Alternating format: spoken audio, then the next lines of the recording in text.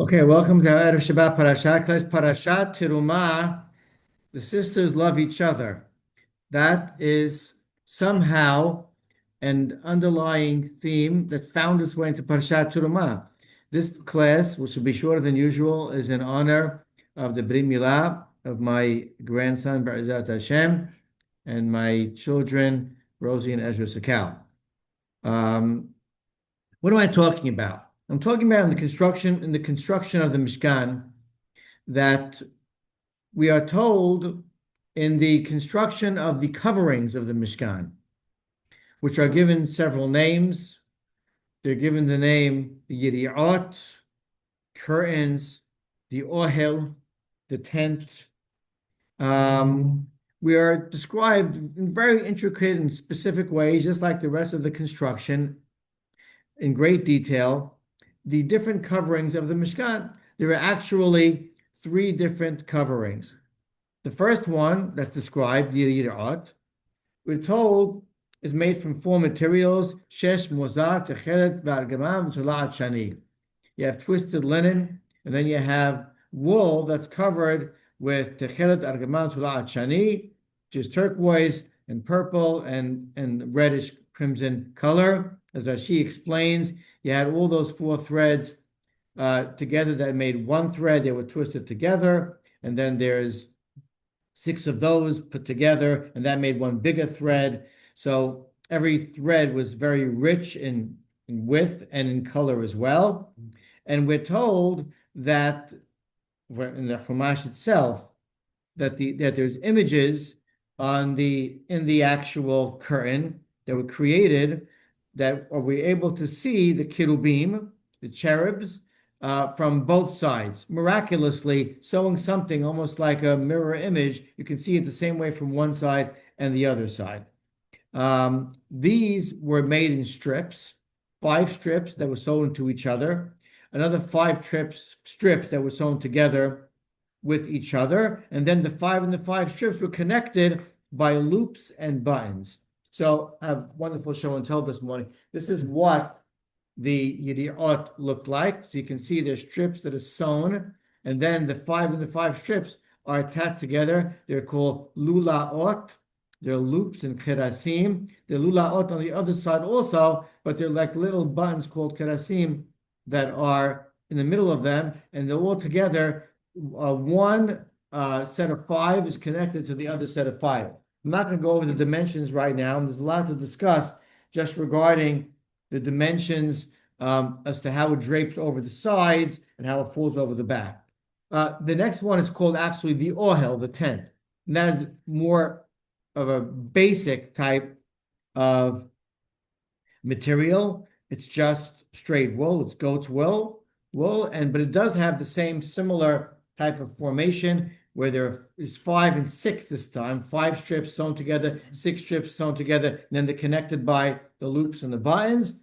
And then the third is only a top. It's from the orot tehashin, orot elim me'odamim, orot tehashin, 2 types of leather from different type of deer. And there's mahloket in the Gemara whether there's 2 different leather coverings or one with different colors together. And this is an example of how it looked from the top, okay? But this shows side coverings. Most opinions say it's only a top covering and not side coverings, more like this, okay?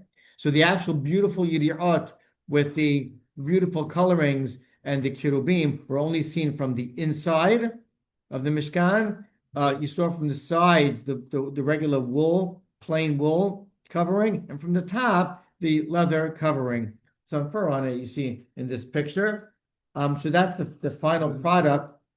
If you want to see just the 3 different materials, a comparison picture compared to each other, it would look like this. This is the most lower, the first covering, the second one, and the third one.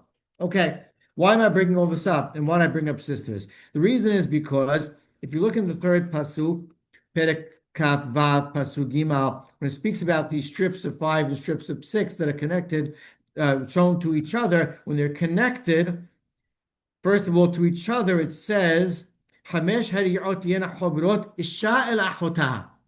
the five strips are connected, a woman to her sister. And then later when it says connecting the loops and the buttons and the five strips to the five strips, it says again, makpilot halulaot. Aligned are these loops. Isha el achota, a woman to her sister. And the next pasuk as well says the same thing 4 times actually in this scenario of the curtains, a woman to her sister. Now, it's not so foreign in that the next segment in the parasha that talks about the beams, the kerashim, we're also told when they fit in with their side sockets and protrusions and they're locked to each other, into each other perfectly. Indeed, pasuk Yud Zayin, it speaks about the yadot, the handles coming out of the side, and they fit mishulabot isha lachotaha, woman to her sister.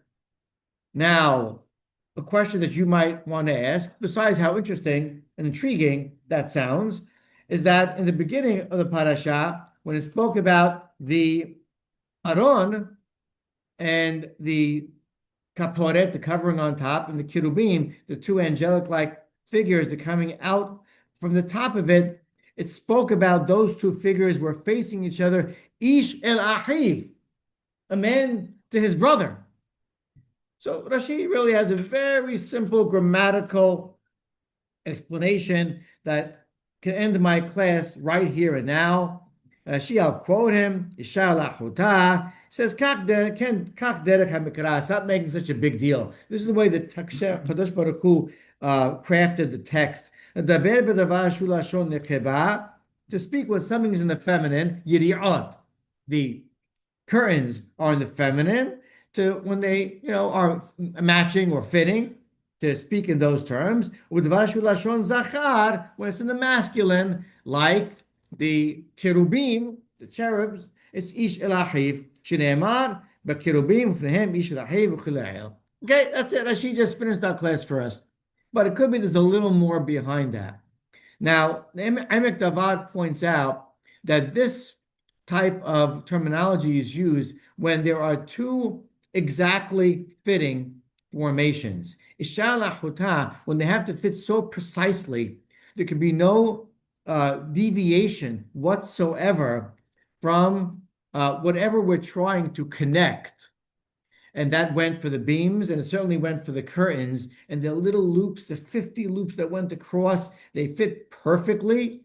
It will say, use the terminology of two things that might be very similar and matching to each other, and that is siblings, right? Now, with the kirubim, ish el achiv, maybe, on a certain level, brothers, can match, but the kirubim didn't have to actually connect with each other. They were just facing each other. But here, these curtains, and by the way, it only speaks about this with the curtains, the lower curtain, that have the cherubim on them, interestingly enough. The next one, although there are the same formations of strips attached to each other, and then 5 and 6 locking with the loops and the buttons, it doesn't say Isha lachuta. But with the curtains and with the beams, they really had to fit, physically match perfectly. It speaks about not brothers, but sisters. And if you ever dressed kids before, watch your wife dress kids, sometimes they match the boys. Sometimes the boys push back. Once they get to 8, 9 years old, they start catching on. They're Hajj Mom, right? This is Te'il already. The sisters, you can match them forever, right? They're okay with it. Keep going. They're 35, they're still matching, right? Isha lachuta. What's behind this thought of the Emek Davad? So I want to give 2 possible daring suggestions. One, don't forget, the Mishkan is created by the uniform contribution of every member of Am Yisrael. It's built by Am Yisrael and their finances, and therefore there's a piece of every member of the nation in the Mishkan itself. It's a physical symbol and presentation of the unity, the oneness, the physical and conceptual and spiritual oneness of Am Yisrael. And the best components to demonstrate that would be the actual building and casing of the Mishkan, especially that which has to lock together. Now, what's with the Isha? So we know Chokmat Isha Banta Bayit, says the pasuk in Mishleh, the wisdom of the woman founds the house. So if you want to talk about a unit that has to be of many parts, that has to be together, and specifically the actual foundation of it, the beams and the curtains that create the casing and the housing to it, it's much more appropriate to speak in the feminine. Isha. Let them lock together who's going to be the foundation of the Isha, who's the foundation of the home of the Mishkan, which is our Bayit. And Achotah represents then the rest of Am Yisrael. So Am Yisrael is in unity with each other, a woman to her sister, so close, so matching, so aligned, different people, but on the same page, with the same goals and objectives. But it's the feminine, it's the Isha, because she is the Akeret Habayit. She's the foundation of the house. The house rests on her. There is another level we can look at this, not physical, but more in the upper realms. And that is, we know, as it says in the end of Shir HaShirim,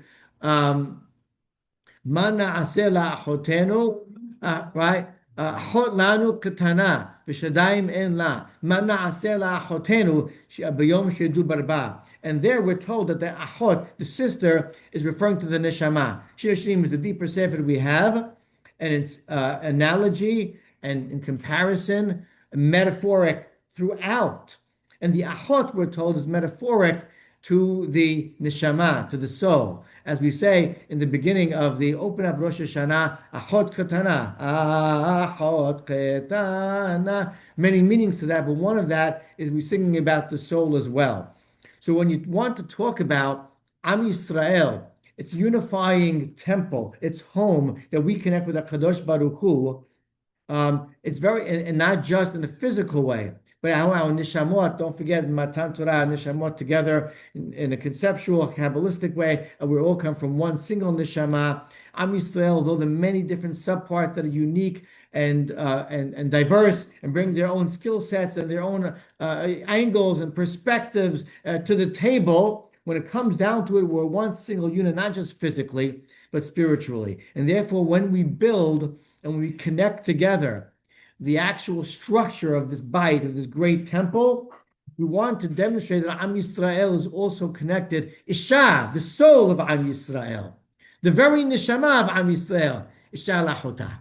We're all connected to each other. All neshamot are really one unit emanating from HaKadosh Baruch Hu, who met at Har Sinai, and then extend that connection throughout our existence of our Mishkan and our Bet HaMikdash. When we yearn for the coming of the Bet HaMikdash, the future one, we yearn for that connection again. Physical, Isha lachotah, and spiritual, the Neshamot as well, a sister, a woman to her sister. Baruch Adonai Olam. Amen v'amen.